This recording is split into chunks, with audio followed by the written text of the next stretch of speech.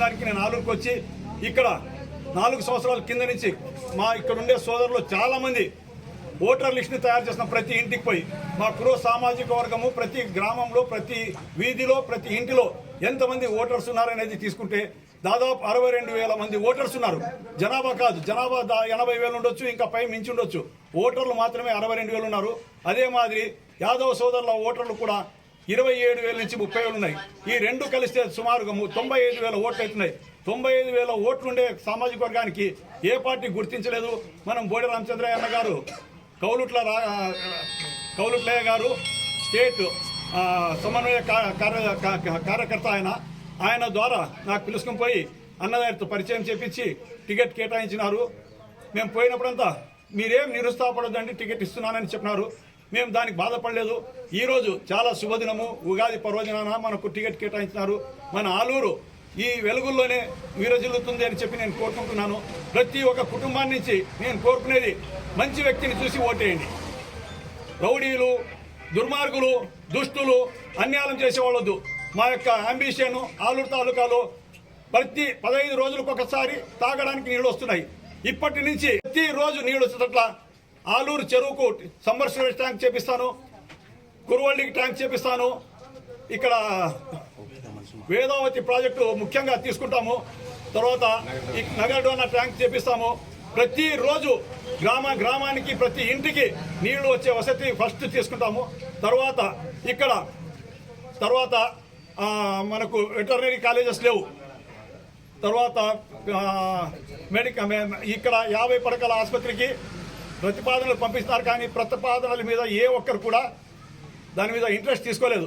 ఇక మీదట మాకు మీరు సాయుత ఇచ్చి గెలిపిస్తే ఇవన్నీ చేయడానికి వస్తాము. తర్వాత ఆలూరు పూర్తి వెనుకబడిన ప్రాంతము.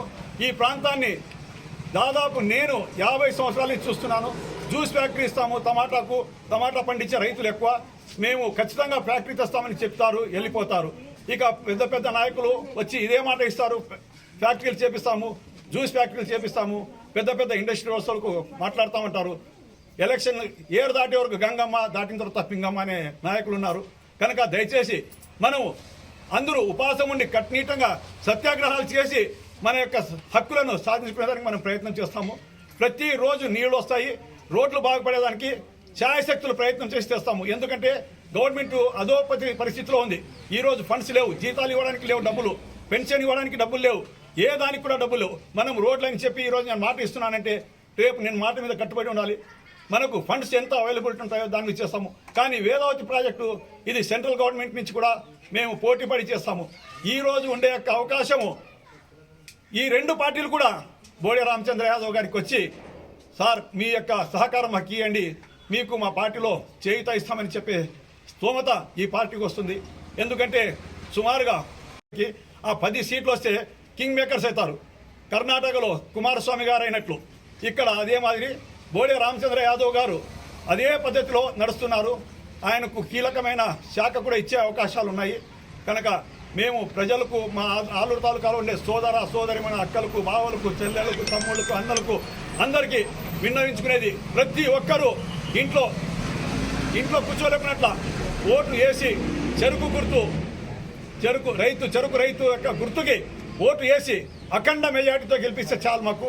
ఎందుకంటే ఈరోజు చూస్తూనే ఉన్నాము, మా డెవలప్మెంట్ అనేది పూర్తిగా మా ఆలూరు తాలూకాలో జిల్లా పరిషత్ చైర్మన్ గారు అయినారు, మంత్రులు అయినారు, ఏ ఒక్కరు దీనికి పట్టించుకునేది లేదు. నాథుడు మరి మాట ఇచ్చినారు నాకు, అన్న మీకు పిలుచుకుని పోయి మేము ఇప్పిస్తాము చేస్తామని. కానీ ఏ ఒక్కరు కూడా పిలవలేదు. అదే ఇప్పుడే చెప్పాను, ఏరు దాటేవారు గంగమ్మ, దాటిన తర్వాత పింగమ్మ అని. ఇటువంటి వ్యవస్థ ఉంది. దానికి సక్రమంగా ప్రతి ఒక్కరూ దీనికి ఎంత వినయంగా ఆలోచన చేసుకొని ముందుకొచ్చి మా యొక్క చెరుకు గుర్తు రైతుకు ఓటు వేసి భారీ మెజార్టీ, అఖండ మెజార్టీతో గెలిపించి నన్ను అసెంబ్లీలో పంపిస్తారని మీ ఆశీర్వాదం కావాలని నేను కోరుకుంటున్నాను.